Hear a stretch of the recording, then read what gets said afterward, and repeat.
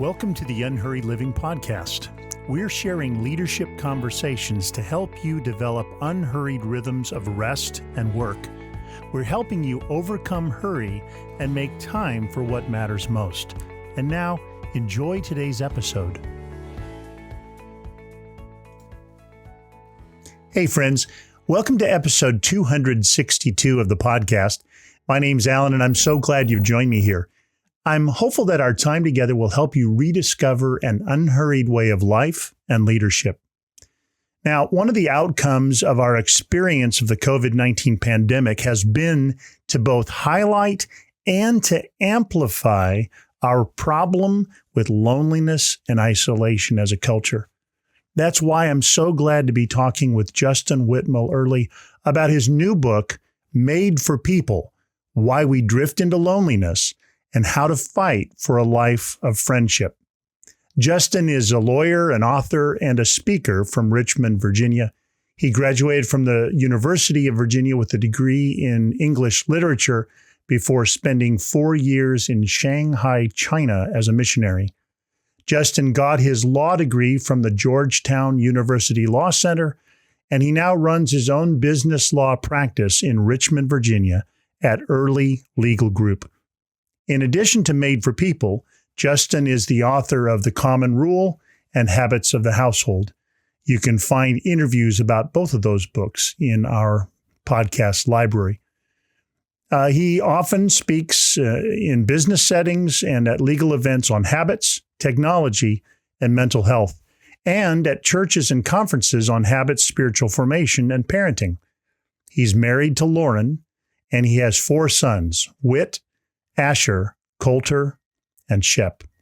Now, if you're a new listener, welcome to the podcast. I'm so glad you found us. If you find these episodes helpful, would you be willing to share this podcast with your friends? Now, let's dive into my conversation with Justin Whitmel Earley.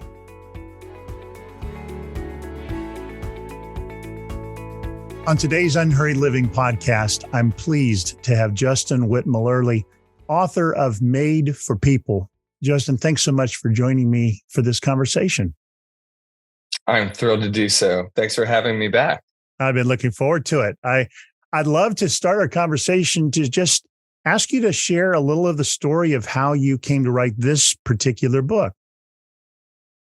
I would love to do that because to me, there's a logic, though I'm not sure that it's not written into the book. So you'd have to hear this podcast or something else.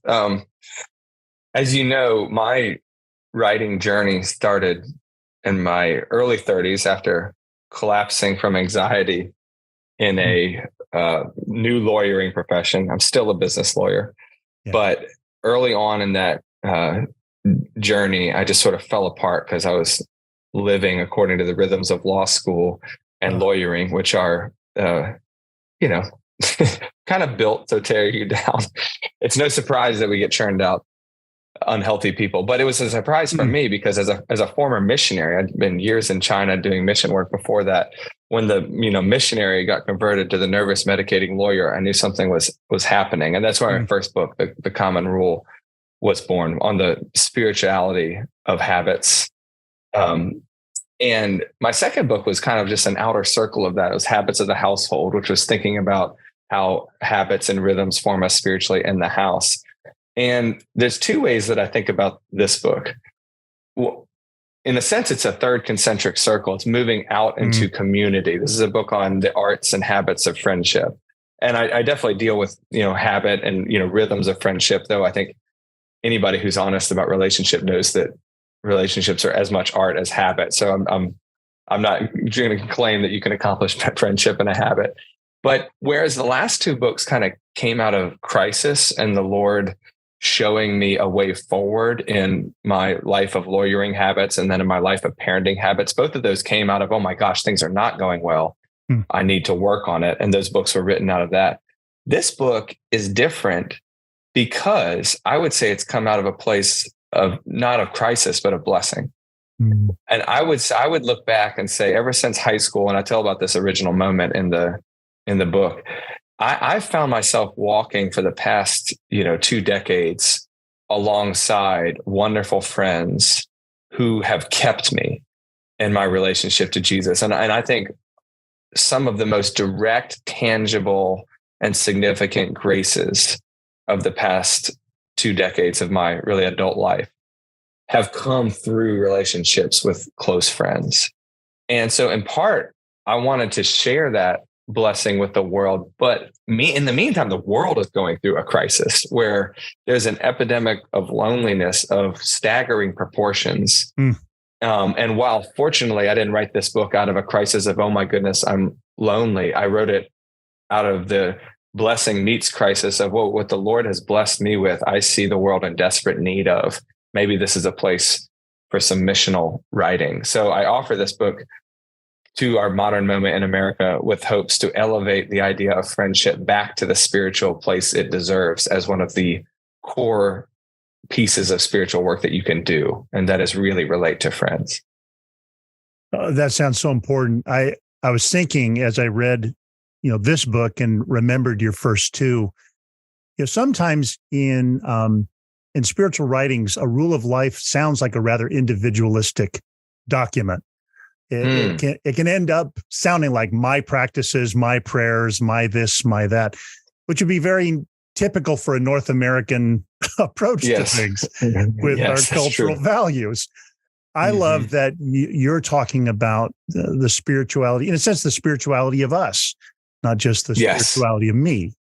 Yes. And I think that's really true. And I remember having this exact concern when I first started to understand and read about a rule of life. And the common rule is written and named on purpose of like common spiritual rhythms. And yet there's still a sense that we're talking about the spiritual disciplines of internal life, right? But I think, rightly understood, no rule can be practiced in isolation. And neither can a walk with Jesus be practiced in isolation. And that's really the main claim of this book. And it's nothing new. It's just a restatement of what the trajectory of the Bible says and what many others have said. And that is that you can't really experience God the way that you were made to until you experience him alongside others. And if we are at risk of losing anything in our modern moment, it's that we're not generally walking closely with other people into the places that we're going. And I would love to see that come back as something as important as a quiet time. Let's say you say quiet time and everybody's like, oh, I know I might be messing it. I might be messing it up, but that's an important part of the spiritual life. And I want to see the word friendship have that kind of energy where you say, oh yes, that's one of the key disciplines of the walk with Jesus. Absolutely. Well, early in the book, you quote the line from Genesis 2, that it's not good for the man to be alone. We obviously usually apply that in the context of a marriage relationship, but you apply that much more broadly. It's not good to be alone. Say more about that. I think this is a really fascinating moment in Genesis. And frankly, if you were to ask me, what's your favorite verse in the Bible, I wouldn't have a good answer, but I'd probably be pressed to say Genesis 1-3, 1-4.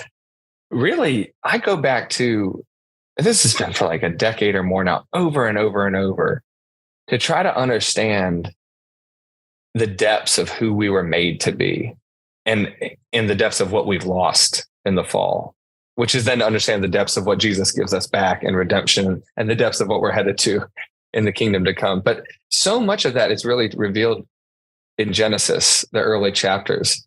And this point is no different. I mean, when you read Genesis 1, you get this rhythm of the goodness of creation. And if you read Genesis 2, the way it's meant to be read, you hear the weirdness of that rhythm being interrupted when God says not good for the first time in the history of the universe. He looks at Adam and says, it's not good for you to be alone. And I think probably the best way to read Genesis is always more and more expansive, not limiting. So of course, this is a statement on marriage and manhood and womanhood and on the gift of Eve to Adam. But I do think there's also an incredible signal that on a deeper level, you have God standing, with Adam and saying, like addressing Adam and saying, it's not good that you're alone, which if read rightly, I think is as strange as you might imagine being on a date with your spouse or significant other and saying, this evening is so great. If I wasn't so lonely, it would be shocking. It's like, what are you talking about? We're together. And I think there's this oddity to God saying to Adam, it's not good that you are alone, because our modern sense of Christianity would say, but Lord, me and you are here. Right.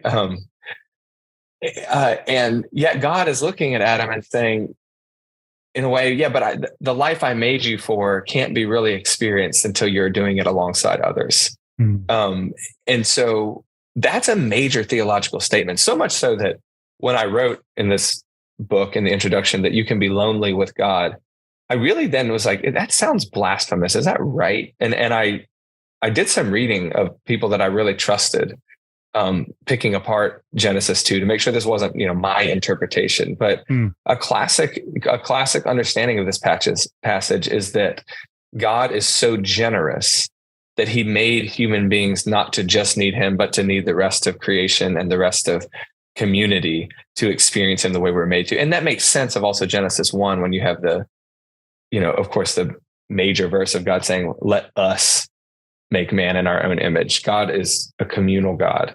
So it's not surprising that we're made in the image of community. That's when we exist alone, we fall apart. So that really kicks off for me this intense, deep spiritual need to walk alongside others, to be known by them and unashamed, the way that Adam was finally naked and unashamed with Eve and God in the garden. And that's the pinnacle of Eden right there. Mm-hmm. Absolutely. Well, early in the book, you quote from a study, maybe it's 10 years old, that suggested chronic loneliness is more dangerous to our health than smoking 15 cigarettes a day. Yes. That sounds pretty drastic. I mean, we're pretty clear on smoking that many cigarettes not being good for us. I don't know if we're as clear on the loneliness not being good for us. Well, that is why I mentioned earlier that I feel like my blessing of friendship is meeting the world's crisis of needing it. This is new stuff. So that study is about, 10 years old, but it's being trotted out by holding up to you. Like, I have it on my desk, the Surgeon General's report from just 2 months ago, June 2023, called The Epidemic of Loneliness and Isolation. And there are deep statistics in this report, for example, comparing the dangers of isolation to that of obesity and smoking, for example, two like well-known public health crises.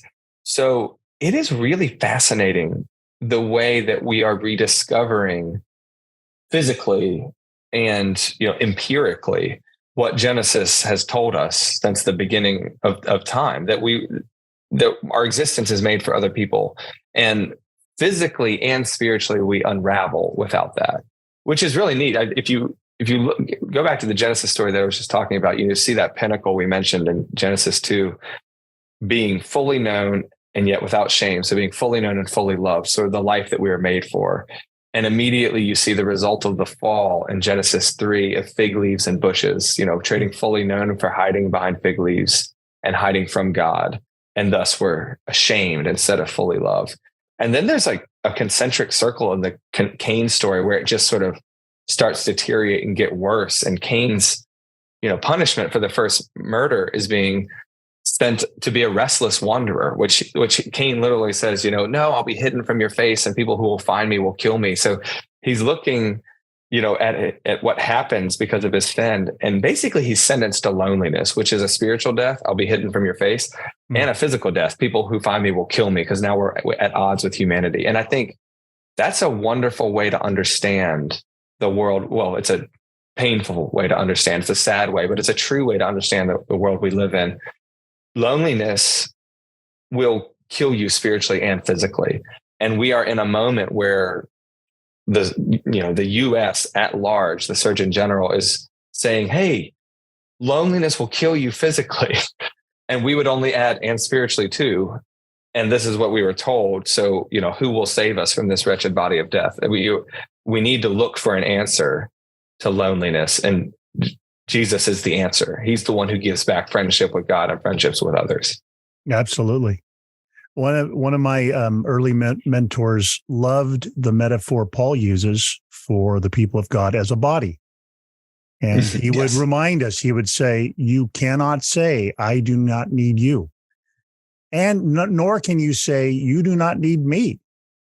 That this is, can you imagine a body that was just one big eyeball? That'd be a monster movie. That'd be scary, So that image of a body, that interplay, that interactivity, that a life is multiple members, not just my life, your life, his life, her life. Yes. Yes. And I think for me, working on this book actually gave me a new insight into, the temple of God being the church, that sense that we get throughout the New Testament, but particularly in Ephesians, where, Paul is talking about how we are the temple of God being built with Christ at the cornerstone, because I just started to realize that made sense of my experience of friendships, because for a long time, I've felt like some of the most spiritual Jesus is near and present moments of my life were in deep breakthrough, difficult, but yet good conversations with people who knew me fully, loved me anyway, and I could be fully known and fully loved in those relationships. And I always sort of felt like friendship was sacred in that sense. Like even I remember like a night, for example, Alan, where it was in law school, and I talked late into the night with this wonderful friend who was walking through that time with me, named Jason. And I should send him this podcast. I just remember before he had left and went home. And I remember I was turning off the lights in my living room, and I felt like the walls just seemed like holy, because they had heard the conversation that we just had, which was, talking about our worst failures and our greatest hopes. Right. Yeah. And I've always carried that image with me since. And during the writing of this book, I was suddenly like, oh, because I was really sort of entering into the temple of God in a real way, because I was entering into the body of Christ with this friend in a real way, because we were being the community of God. No wonder I felt like I was at the altar or in the inner sanctum of the temple. We are the temple. And so that idea that the presence of God is found in community, particularly of the kind where you're truly known and truly loved anyway, when we're actually disclosed to other people, that it just gave another dimension to that metaphor for me, and really made me appreciate that's friendship feels sacred to me because it is. Mm. And your experience, that's been a critical element of your faith experience, it sounds like. Yeah, it really has. And I think it needs to be a part of everybody's experience. It's not to say that it's not also true that those moments where we say, it was me and God, or those moments of prayer or solitude, that's another dimension of our life. And I don't, these are not at odds. These are just different sides of the coin of what it means to be a whole human. And if you're lacking one, you're in a world that you weren't built for. Absolutely. Well, so in your chapter on vulnerability, you quote a great line from Dietrich Bonhoeffer. He's the one who says, the pious fellowship permits no one to be a sinner. So everybody must conceal his sin from himself and from the fellowship. And I'm sad to say that sounds like some settings I've found myself in. Oh, yeah. Faith settings, right? Like the main goal apparently was to look good and to do nothing wrong, and that was defined as godliness or goodness or maturity or something. Yes. But maybe not. I never thought of Bonhoeffer as funny until I reread Life Together and re-encountered some of these passages. And I was like, it's really funny. I mean, he kind of goes off on how silly it is. And I think if you were hearing him talking about it, we would all laugh. The pious fellowship permits no sinners. And he goes on to say that we're so surprised to find a sinner in our midst when somebody actually confesses something, or but it's funny because it's true. Mm-hmm. It's funny because we really do so quickly revert as communities and churches to starting to, feel like we're a place where people have to pretend they're good, which is just so antithetical to everything that we're preaching and talking about as we talk about it. So anybody who has experience with AA or something like it, knows that's what the church is supposed to feel like. And that's what a friendship should be like. That when the glory of a good friendship is that you actually feel like this person can and has seen you undone. And thus you can be open. You don't have to pretend. I mean, no one is surprised to know that you're a sinner, theologically speaking. So right. let's talk like it. Let's act like it. If we really are, then wouldn't it help to talk to our friends as if we are and to stop pretending? Because that's when we can start experiencing the grace of Jesus together. Absolutely. Well, and so the implication of that then is you write a chapter on forgiveness, that inevitably that the failures in my life are going to bump into the lives of others and cause harm or do injury or something. And a lot of us just say, well, that's that for me. I'm going to go find an easier friendship or one that doesn't do that to me. Instead of doing the ongoing work of repairing the friendships God's already entrusted to me. Can you say more about that facet of long-term friendships? Yes. This is so interesting because when I began to write this book, I knew my deepest self-consciousness about it was the friendships in my life that hadn't gone well. In the sense that if somebody's out there that's either going to hear this or read it, that, and they know that we have conflict between them or that our friendship has sort of fallen apart. And I think it's like that when you write or teach or speak on anything, because you immediately, if you know that you're a hypocrite because of the aforementioned diatribe we just went on we're all sinners and incomplete. But I kept thinking about that. And I thought that's its own chapter, because anybody who's a friend knows that what we're particularly good at is hurting each other. What we're particularly bad at is persevering through that.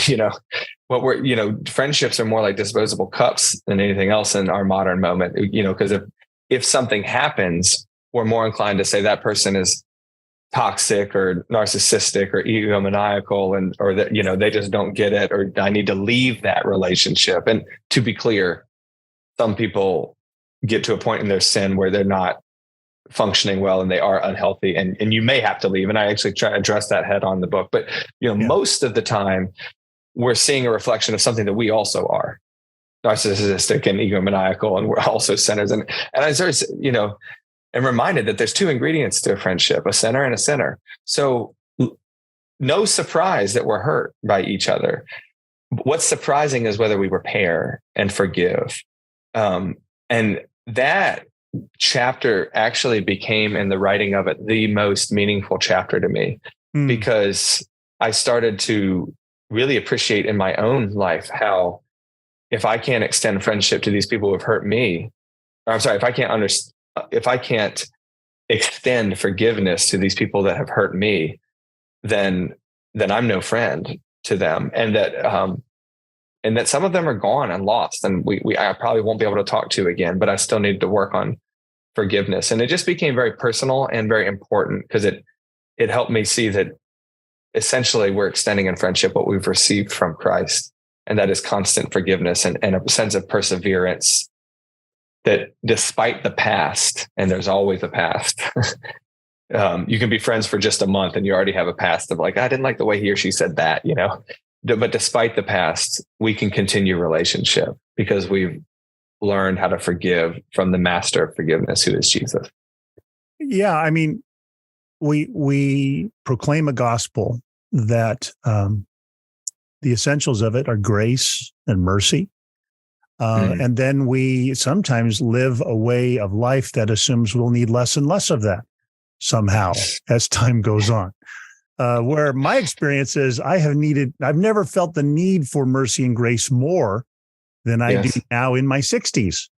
Back in my 30s, I often thought I was quite something and hardly needed any mercy or grace at all. I think there's a real parallel there, because I regard people like you, Alan, or statements like that as they're signs of maturity, that you as you grow closer to the Lord, you grow closer to the understanding that you're a deeper sinner than you ever thought. And actually, it reminds me of the growth of friendships. I think as a high school or maybe early college, I was just so excited to find friends who sort of thought the same way as me. And it was just sort of that feeling of the goodness of friendship is just finding somebody who has those deep common interests. But as I grow older, I realized, no, the goodness of friendship is how we stick together and bear with each other despite our deficiencies. And there's sort of like a glory in those flaws, because you realize the sign of goodness is that Christ has brought you through them anyway and together. And those are my best friends now, the ones that are really honest and know my errors and yet stick around anyway. Absolutely.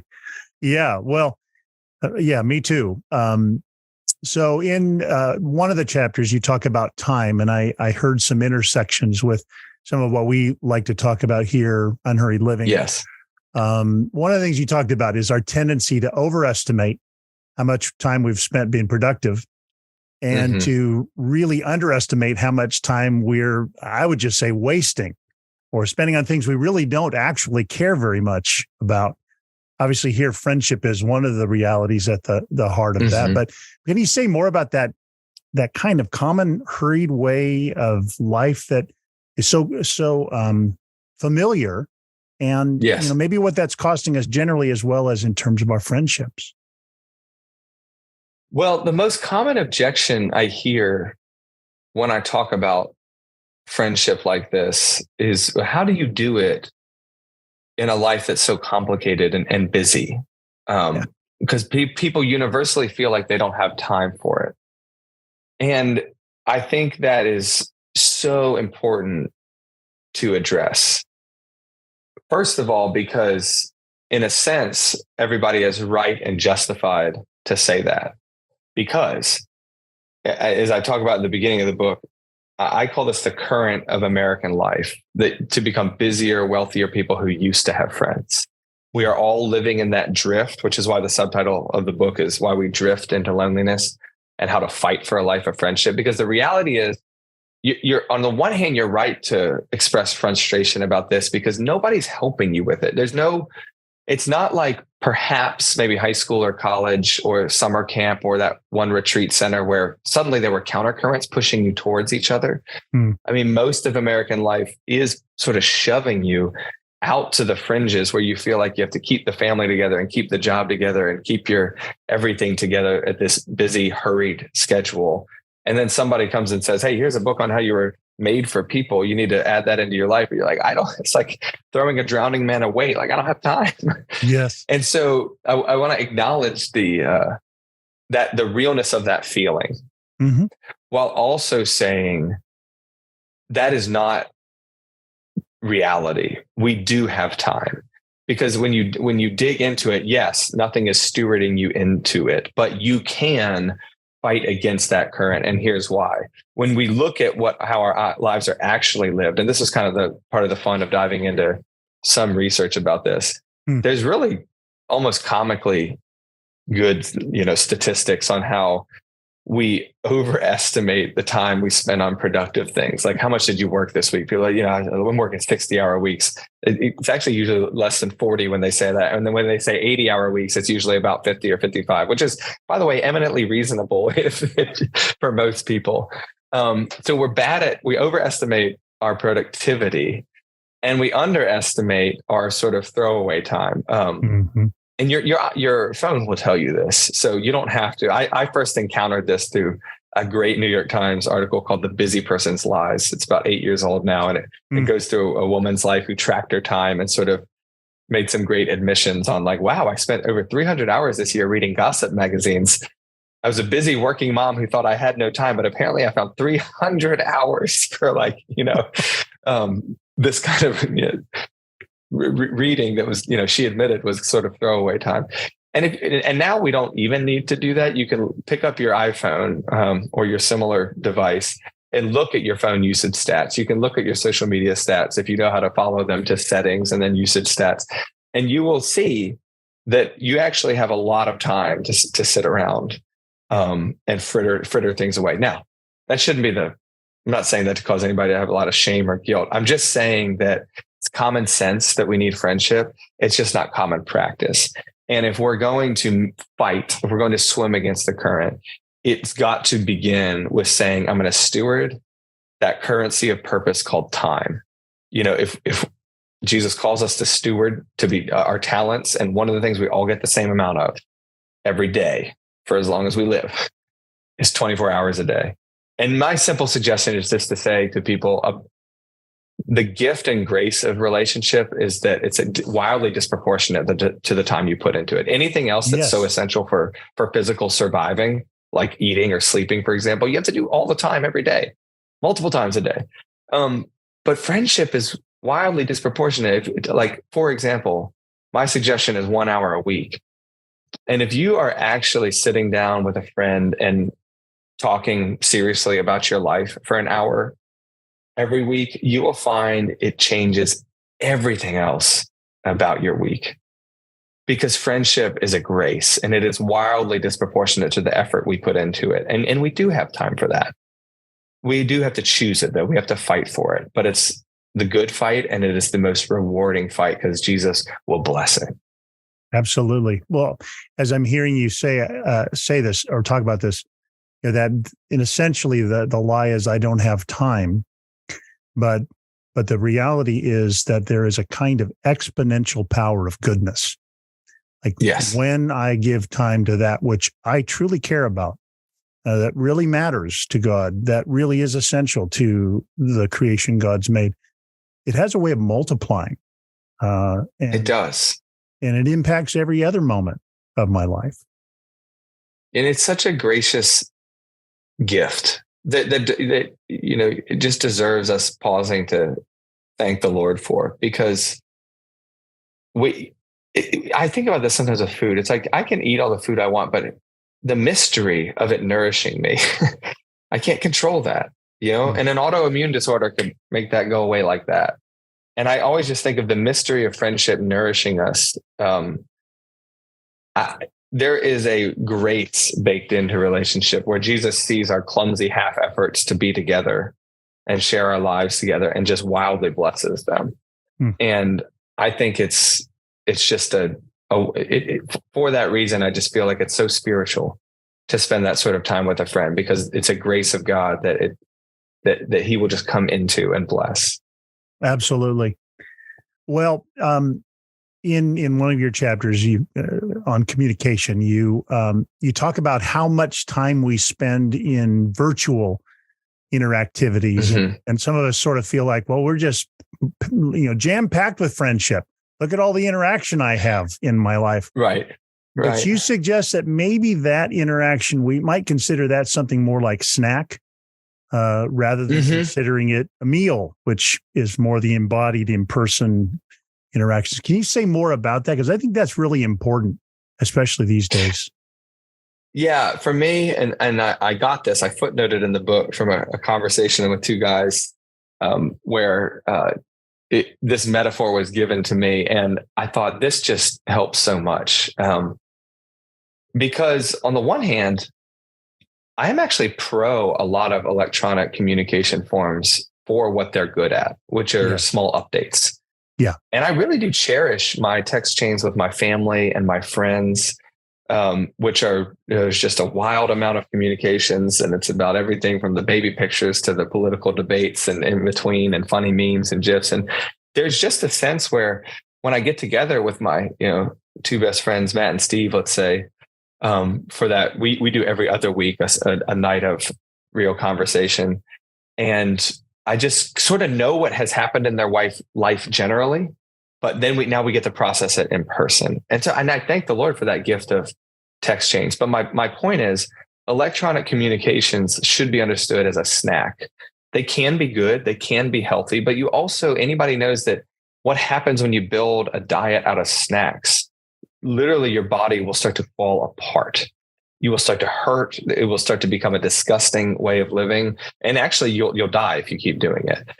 Because snacks make you feel full without leaving you with real nourishment. And technological communications are in great danger of that. They can make us feel like we've had relationship or feel like we've had connection or vulnerability without really nourishing what we're made for. And that is embodied relationships. So I can raise my hand and be like, I love Oreos and guacamole. I just don't live on them. Right. I also love my text chains. And I do find some value to social media. I just think don't live on them. Use text chains for small updates and prayer requests and little things in the meantime. Use social media as a marketing platform. Don't expect to be conducting real deep friendship on it. It's marketing. Everybody's marketing to you. It's like TV commercials. You're not friends with the person on the other side of that screen. Why would you think you are? But embodied relationships, that's where real friendships happen. And so while I'd say, build a healthy diet of meals and good snacks to tide you over into the next meal, just know that we were made in bodies and in places. And the more immediate the sense of body, so video calls, are better than audio calls, I think. But audio calls are better than text messages. And, that the closer you get to a body, the closer you're getting to what God made you for in friendship. We should run to that. Absolutely. Well, I so appreciate this book. I think it is extending to us an invitation that we really need at this time. We really need it any time, but maybe especially at the time that we find ourselves. I wonder if, as we close, you might be willing to just share a word of encouragement. Maybe someone's listening. They're particularly tuned into that feeling of loneliness or the feeling of, I used to have friends that you talk about. Could you just share a word of encouragement to someone in the spirit of your book?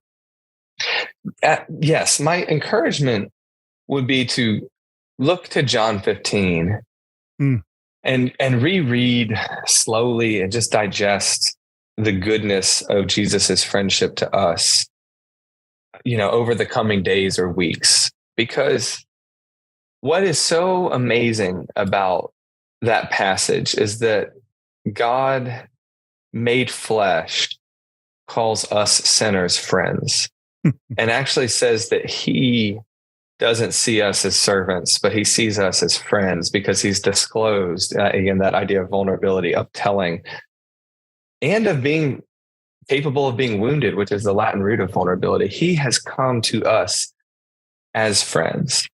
And I think the beauty of that is that we will find, if we find ourselves lonely, and by the way, if you find yourself lonely and you're listening to this and you're thinking, yeah, this is me, just know that you're in the overwhelming majority. Yeah. You're in the overwhelming majority of Americans of saying, this is why it's worth talking about, that most of us are not doing well here. But Jesus is doing well by you, and he's been a friend to you. And the great thing about dwelling on that is that God will meet us in our loneliness. He just won't leave us there. And I think starting in on that theme is a way that will, the grace will come to you because you can't earn this, but he will give you this. And that is, he'll push you into community. Just like you very well might come to Christ outside of the church. But if you were to say, well, I'm just going to stay outside of the church, I'm just going to live my Christian life out here, we would say that's not where God is calling you. And likewise, I think when we lean into Jesus's words on friendship, it may happen in the midst of our loneliness, but he won't leave us there. It is a gift that he has made you for and will give to you. So I would start with that and then just go to kind of what we talked about. And that is that small steps here have the grace of exponential gifts from the Lord. Reaching out to a friend to say, hey, let's talk. I want to send you a podcast I just listened to, and maybe you and I could work on this kind of covenant friendship together. Use this podcast for that, or just say, sure. I'm going to try to say that, every other Saturday morning, I'll get together with that friend for coffee and just see what happens. Those are actually small steps in the grand scheme. And yet, Alan, they'll totally change your life. They'll change the life of any listener here. And that's good news. It really is. Well, thank you. Again, today, my guest has been Justin Whitmel Earley, and we've been talking about his book, Made for People. It really has been a pleasure to spend this time with you, Justin. Thank you, Alan. I'm so grateful to be here.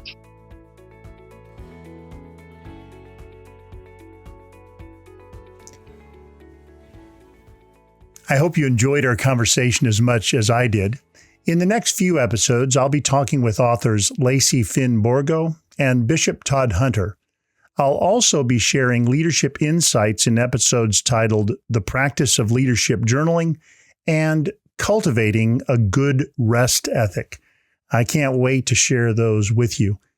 Now, if you'd like more help cultivating the unhurried way of life and work we talk about here on the podcast, I'd like to invite you to consider our training process called PACE. It's a certificate in leadership and soul care. It's the most robust training we offer. We'll help you grow in your spiritual leadership perspectives and skills, whatever your role of leadership happens to be. It's a 21-month process involving in-person retreats and Zoom gatherings with mentored learning and practice between. There's never been a better time to give focused attention to your own spiritual life and leadership so that you can help others do the same. Learn to live and lead from the inside out. Engage the gracious pace of Jesus and learn how to guide others into this life-giving way. If you'd like to learn more, just visit unhurriedliving.com/pace. And again, thanks for joining me today. You've been listening to the Unhurried Living podcast. Join us next time to learn more about following the genius of Jesus' unhurried way of life and leadership.